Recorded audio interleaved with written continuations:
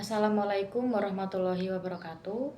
Perkenalkan, nama saya Alina Putri Asalwa dari program studi bisnis digital dengan NIM 404250035. Tujuan saya membuat video ini untuk memenuhi tugas mata kuliah moderasi beragama. Dan di sini saya akan menyampaikan materi terkait tentang strategi aktualisasi konsep Islam moderat di PTKIN. Nah, penerapan ini diperlukan untuk menghadapi tantangan globalisasi, radikalisme, dan untuk memperkuat identitas keislaman yang sesuai dengan nilai-nilai kebangsaan. Ada beberapa strategi yang dapat diterapkan, antara lain yaitu: yang pertama, pendidikan yang menyeluruh dan terintegrasi. PTKIN perlu melaksanakan pendidikan yang tidak hanya fokus pada aspek kognitif, tetapi juga pada aspek afektif dan psikomotrik.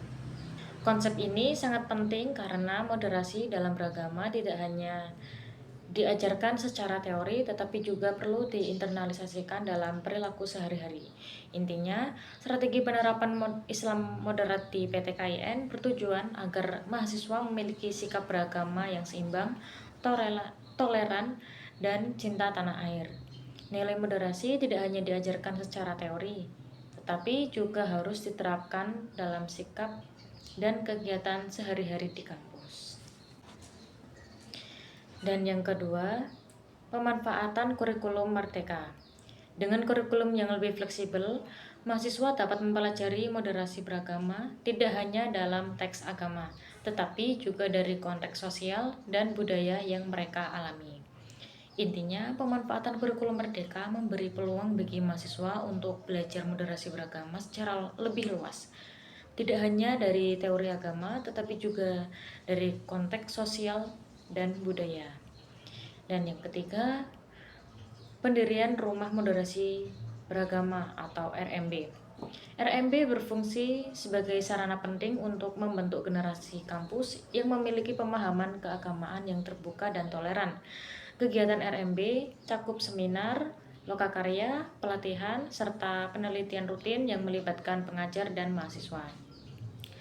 Program Rumah Moderasi Beragama berperan penting dalam menanamkan nilai toleransi melalui kegiatan seperti pelatihan, seminar, dan diskusi yang melibatkan dosen serta mahasiswa. Dan yang keempat, pengembangan pendekatan pembelajaran yang inovatif. Cara mengajar juga memiliki pengaruh yang signifikan dalam penanaman nilai moderasi. Misalnya melalui diskusi yang berfokus pada masalah, mahasiswa dilatih untuk menghargai perbedaan pendapat, menunjukkan sikap toleran, serta mencari solusi optimal yang mempertimbangkan berbagai sudut pandang. Dan yang terakhir, kegiatan penyuluhan dan dukungan. Strategi lain yang krusial adalah melaksanakan sosial yang penyuluhan secara luas mengenai pentingnya moderasi beragama, baik di dalam kampus maupun kepada masyarakat sekitar. PTKIN dapat menyelenggarakan lokakarya, diskusi umum, maupun pelatihan yang membekali dosen dan mahasiswa yang dengan keahlian untuk menjadi agen moderasi. Intinya, strategi penerapan Islam moderat di PTKIN dilakukan dengan cara mengajar yang inovatif dan kegiatan sosialisasi. Dosen dan mahasiswa diajak untuk berdiskusi mengenai perbedaan pendapat serta menyebarkan nilai toleransi dan moderasi baik di kampus maupun di masyarakat.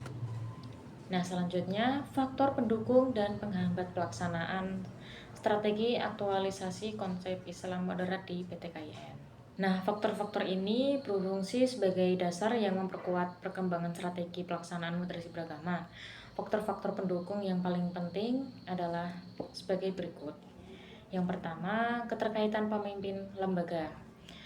Kesungguhan dan dedikasi para pemimpin PTKIN seperti rektor, dekan, atau kepala program studi adalah elemen yang sangat krusial. Dukungan mereka melalui kebijakan, alokasi anggaran, dan penguatan lembaga sangat berpengaruh pada keberhasilan pelaksanaan moderasi beragama. Intinya, Keberhasilan penerapan moderasi beragama di PTKIN sangat ditentukan oleh komitmen dan dukungan nyata para pemimpin lembaga seperti rektor, dekan, dan kepala prodi. Mereka berperan penting dalam membuat kebijakan, menyediakan anggaran, serta mengarahkan program yang mendukung penguatan nilai-nilai moderasi di lingkungan kampus. Nah, yang kedua, kebijakan pemerintah dalam konteks peraturan.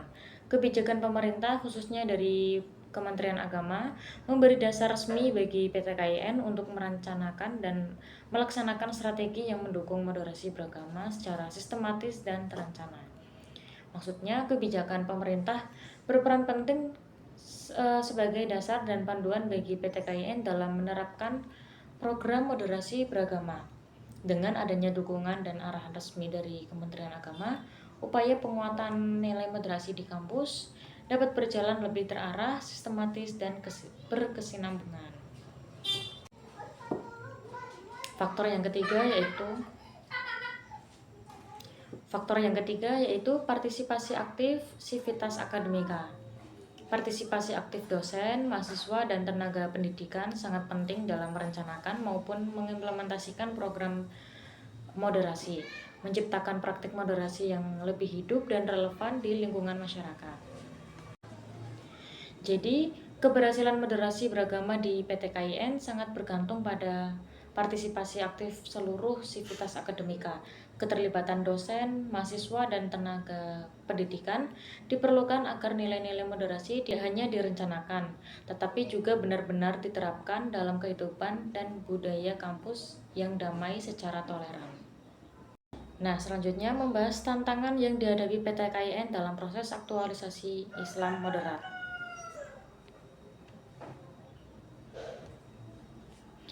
Yang pertama, pemahaman moderasi yang terbatas atau eksklusif. Pemahaman moderasi beragama seringkali masih dangkal atau disalahartikan sehingga menimbulkan berbagai pihak yang hanya memahami secara simbolis. Hal ini menjadi hambatan dalam menanamkan nilai moderasi yang autentik di lingkungan universitas. Dan yang kedua, perbedaan antara tingkat konseptual, kultural, dan struktural. Walaupun ide mengenai moderasi beragama telah banyak disampaikan di PTKIN, praktiknya dalam budaya kampus dan struktur organisasi seringkali tidak sesuai.